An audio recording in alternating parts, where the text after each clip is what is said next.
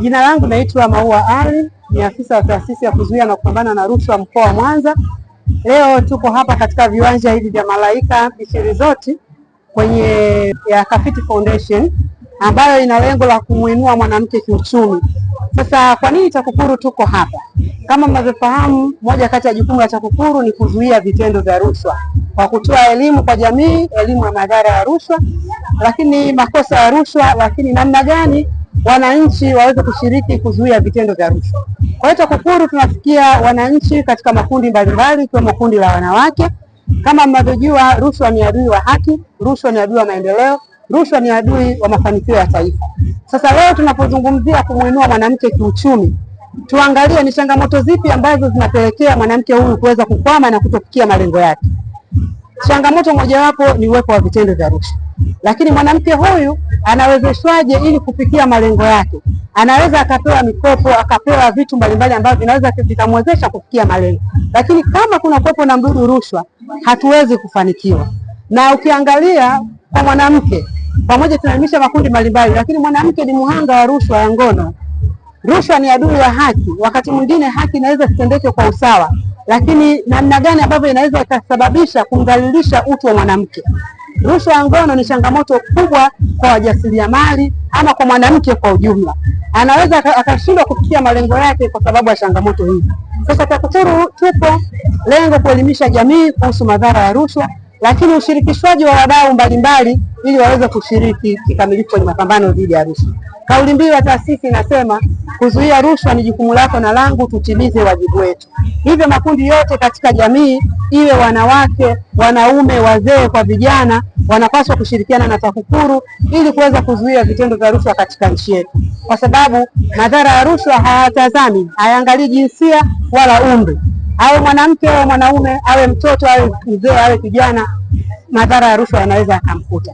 Kwa hiyo tupo kutoa elimu, lakini tunachohitaji zaidi ushirikiano ama ushiriki mkubwa wa wananchi kuzuia vitendo vya rushwa katika maeneo yote yale ya kuleta maendeleo. Kuchangamkia fursa ni jambo la muhimu na la msingi. Lakini kwa nini mtu anachangamkia fursa? Kwa sababu ana malengo ambayo anatamani kuyafikia. Lakini inawezekana kuna vikwazo vikamsababisha asifikie malengo yake. Kama nilivyozungumza kwamba moja kati ya changamoto ambayo inaweza ikamsababisha mjasiriamali ama mwanamke asifikie malengo yake ni uwepo wa changamoto za vitendo vya rushwa. Tunapozungumzia mkoa wa Mwanza, tumekuwa tukipokea malalamiko ama changamoto za vitendo vya rushwa ya ngono, lakini kwa mwaka huu hatujapata hiyo taarifa inahusu masuala ya rushwa ya ngono, na ndio maana tunaendelea kuelimisha jamii ili wawe na uelewa wa kuona kwamba sasa vitendo vya rushwa ya ngono vinazungumzika, kwamba tunaweza tukazungumza, tunaweza tukavunja ukimya kwa kutoa taarifa, kwa sababu rushwa ya ngono ina madhara, inadhalilisha utu wa mtu, inasababisha haki kuto kutendeka, kutokuwa na usawa kwenye haki, lakini inasababisha magonjwa ama maambukizi ya magonjwa mbalimbali, hata kupelekea vifo. Kwa hiyo inafanya hata mwanamke asiwe jasiri na kujisimamia.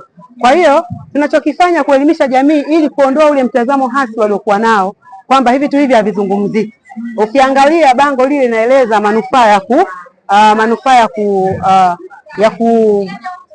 kushiriki kutoa rushwa ya ngono, kuangalia manufaa ya kukataa rushwa ya ngono.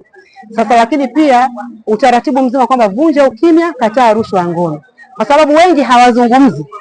Inawezekana vitendo hivi watu wengi vinawakuta katika utekelezaji wa majukumu yao, na ukiangalia tafiti ambazo zimefanyika zinamuonesha kwamba mwanamke ni mhanga mkubwa wa rushwa ya ngono, lakini ni wapi akaseme nini afanye? Yawezekana anajua au kutokujua. Sasa niwaambie leo TAKUKURU tupo tunashughulikia rushwa ya ngono na inashughulikiwa kwa mujibu wa sheria ya kuzuia na kupambana na rushwa, sura ya 329 kifungu cha 25 kinashughulikia rushwa ya ngono.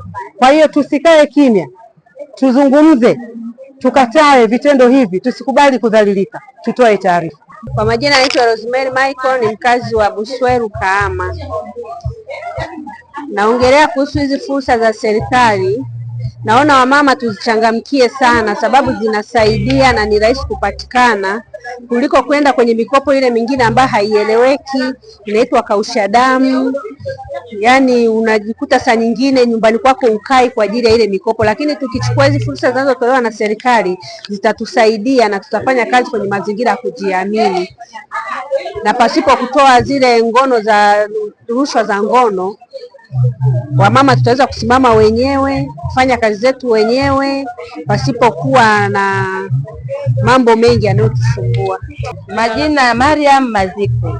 Tunashukuru tumehudhuria semina ya leo, tumejifunza kwa kweli wakina mama, maana mtu unaibuka kufanya biashara hujui chochote, lakini siku ya leo tumejua biashara, namna ya kuifanya biashara na ukapata kitu.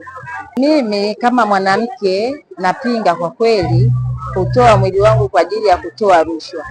Najipambania kufanya biashara ili niweze kujikwamua, niepuke vitu kama hivyo. Elimu iliyotolewa na TAKUKURU imenisaidia kwa namna nyingine. Mona, mfano mimi mwanamke naweza kwenye haya masuala ya mikopo, mtu anakuambia njoo chukue mikopo. Mkopo huo atakwambia nipe shilingi 20,000 ndio upate mikopo, lakini kwa elimu tulioipata hapa hatuwezi tena fanya hivyo. Neno langu kwa wanawake, tushikamane, tufanye biashara, tujikwamue, tuweze kupiga rushwa za ngono zende kwa wakina mama.